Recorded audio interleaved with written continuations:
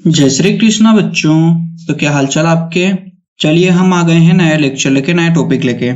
तो आज का हमारा लेक्चर होने वाला है लाइन फोकस प्रिंसिपल के ऊपर।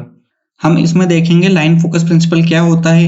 एनोड के जो हमने फोकल स्पॉट जो हैं तो दो टाइप के बताए थे, वो भी हम आज इसमें देख लेते हैं अच्छे से। तो चलिए हम आगे बढ़ते हैं हमारे लेक्चर की ओर।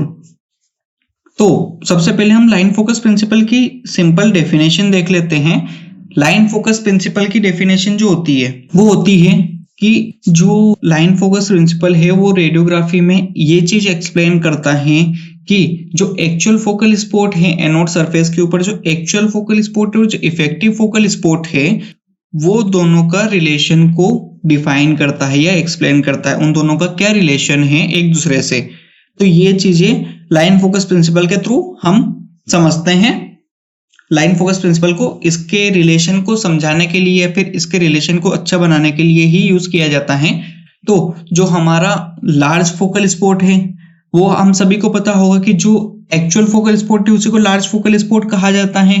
तो जो लार्ज फोकल स्पॉट है, जो एक्चुअल फोकल स्पॉट है, उसका यूज किया जाता है कि जिससे कि हमारा टंगस्टन जो है वो मेल्ट ना हो और हमारी इमेज क्वालिटी भी अच्छी आए। इसके लिए एक्चुअल फोकल स्पॉट का यूज किया जाता है। और जो इस इफेक्टिव फोकल स्पॉट जो होता है उसका यूज हमारी रेडियोग्राफिक क्वालिटी जो है वो अच्छी आए इसके लिए किया जाता है। ठीक है, हमारी इमेज क्वालिटी जो है वो शार्प आए, उसका स्पेशल रेजोल्यूशन जो है वो अच्छा आए, इसके लिए जो स्मॉल फोकल स्पॉट है, जो इफेक्टिव फोकल स्पॉट है, उसका यूज किया जाता है। ठीक है, यहां तक समझ आ गया बच्चों। तो चलिए हम इस चीज को इमेज के थ्रू देख लेते हैं। तो देखिए यहां पर दो एनोड दिए हुए हैं। एनोड 1 दिया हुआ है, एनोड 2 दिया हुआ है। ठीक है, तो ये दोनों का एंगल अलग अलग है, बाकी दोनों है सेम ही, है एनोडी और इसमें है फोकल स्पॉट ही।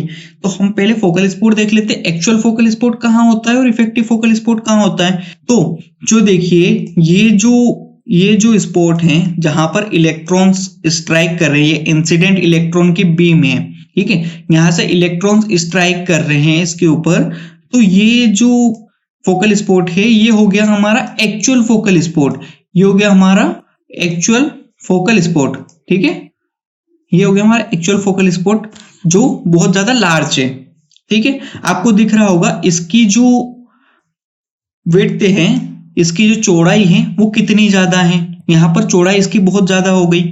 और जो हमारा ये जो है ये हो गया हमारा इफेक्टिव फोकल स्पॉट। ये देखिए इफेक्टिव फोकल स्पॉट जो है वो ये हो गया है। तो ये जो इफेक्टिव फोकल स्पॉट है इसकी चौड़ाई बहुत ज्यादा कम हो गई है। जो हमारा एक्चुअल फोकल स्पॉट है उसके कंपैरिजन में अगर देखा जाए तो इफेक्टिव फोकल स्पॉट की जो विड्थ है, उसकी चौड़ाई है, वो बहुत ज्यादा कम हो गई है।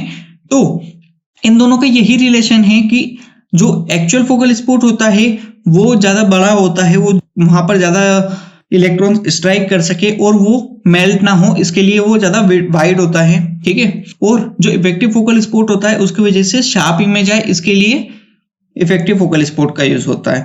तो जो इफेक्टिव फोकल स्पॉट है वो ये रहा और जो एक्चुअल फोकल स्पॉट है वो ये रहा। ठीक है, अब समझ आ गया आपको कि इफेक्टिव फोकल स्पॉट और लार्ज फोकल स्पॉट जो रहता है, एक्चुअल फोकल स्पॉट और इफेक्टिव फोकल स्पॉट, वो कहाँ होता है और क्या होता है। तो इसमें हम दोनों एनोड को देखिए। अब दो एनोड है। अब एनोड का एंगल आपको पता है कि एनोड में एंगल रखते हैं। ठीक है, एनोड में कौन कौन से एंगल रखते हैं ये भी मैं पहले आपको समझा चुका हूं। जो हमने फोकल स्पॉट पढ़ा था उसमें हम समझ चुके हैं कि हाँ कौन कौन से एंगल होते हैं, कितने कितने वाइड में एंगल होते हैं, मतलब कि वो 7 डिग्री से 20 डिग्री के अप्रोक्स जो रहता है उसके अंदर एंगल रखते हैं हम। तो जो यहाँ पर 24 डिग्री का जो एंगल है, यहाँ पर 24 डिग्री का एंगल जो है वो इस एनोड में दिया हुआ है और यहाँ पर 12 डिग्री का एंगल जो है वो इस एनोड में दिया हुआ है। तो अगर हमने एनोड का एंगल बढ़ाया है तो यहाँ पर दोनों फोकल स्पॉट्स की साइज बढ़ गई है। आप खुद देखिए यहाँ पर दोनों फोकल स्पॉट की साइज बढ़ गई है और इसमें इफेक्टिव फोकल स्पॉट की साइज बहुत ज्यादा बढ़ गई है comparison to actual focal spot की साइज उतनी ज्यादा नहीं बढ़ी है, पर इफेक्टिव फोकल स्पॉट की साइज बहुत ज्यादा बढ़ चुकी है। तो इसकी वजह से हमारी इमेज क्वालिटी क्या है कि बहुत ज्यादा अनशार्प आएगी, या फिर उसका स्पेशल रिजोल्यूशन बहुत ज्यादा कम हो जाएगा, तो हमारी इमेज क्वालिटी अच्छी नहीं रहेगी। तो और 12 डिग्री पर देखिए, यहाँ पर जो एक्चुअल फोकल स्पॉट है उसकी साइज तो चलो ठीक है कि हाँ बहुत ज्यादा ही भी नहीं है और बहुत ज्यादा कम भी नहीं है, पर जो हमारे इफेक्टिव फोकल स्पॉट है उसकी साइज बहुत ज्यादा कम हो गई है। तो इसकी वजह से हमारी जो इमेज क्वालिटी है, जो हमारा शार्पनेस है इमेज का, जो हमारा स्पेशल रिजोल्यूशन है वो बहुत ज्यादा अच्छा आएगा, क्योंकि यहाँ पर इफेक्टिव फोकल स्पॉट की साइज बहुत ज्यादा कम हो गई है। ठीक है, तो इसकी वजह से हमारी इमेज क्वालिटी बहुत ज्यादा शार्प आएगी।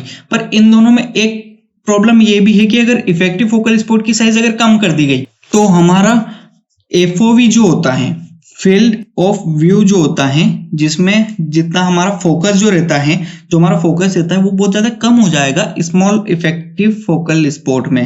इफेक्टिव फोकल स्पॉट की अगर साइज कम कर दी गई तो यहाँ पर हमारा जो एफओवी है वो बहुत ज्यादा कम हो जाएगा, इसका फोकस बहुत ज्यादा कम हो जाएगा। और अगर इसमें एंगल बढ़ा दिया गया तो इसका हमारा एफओवी बहुत ज्यादा हो जाएगा, बहुत ज्यादा बढ़ जाएगा। तो अगर एफओवी बढ़ेगा तो इमेज की क्वालिटी डिक्रीज होगी।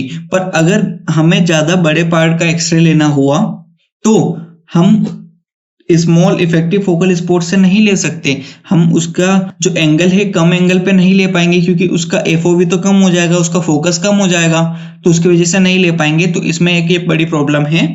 ठीक है, तो अब यहाँ तक आपको समझ आ गया कि आपका जो एक्चुअल फोकल स्पॉट और इफेक्टिव फोकल स्पॉट क्या होता है और इन दोनों का क्या रिलेशन है एक दूसरे से। ठीक है, चलिए हम अगले लेक्चर में आगे की चीजें पढ़ेंगे।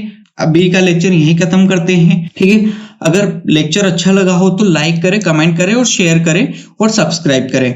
और जिस इंसान को अगर पढ़ने की जरूरत है उसको कम से कम ये चैनल शेयर कर दें, ताकि वो आकर यहाँ पर अच्छे से पढ़ ले। सारे नोट्स आपको टेलीग्राम पे प्रोवाइड किए हुए हैं, टेलीग्राम की लिंक डिस्क्रिप्शन में दी हुई है, आप वहां जाके उसको ज्वाइन कर सकते हैं और वहां से सारे नोट्स ले सकते हैं। सारे नोट्स वहां पे प्रोवाइड किए हुए हैं। और इंस्टाग्राम चैनल को भी आप फॉलो कीजिए, ताकि वहां पर जो अच्छी चीजें कुछ लाइंस में रील्स वगैरह में डालता रहता हूं, तो वो चीजें आप अच्छे से पढ़ सकते हैं। क्योंकि रील्स में पढ़ने में क्या रहता है कि रील्स देखते देखते पढ़ लेते हैं, वो दिमाग में रह जाता है, पर किताबों से पढ़ने में आजकल बहुत ज्यादा आलस आते हैं बच्चों को। तो आप रील्स के थ्रू भी पढ़ सकते हैं, वहां पर मैंने वो प्रोवाइड किए हुए हैं।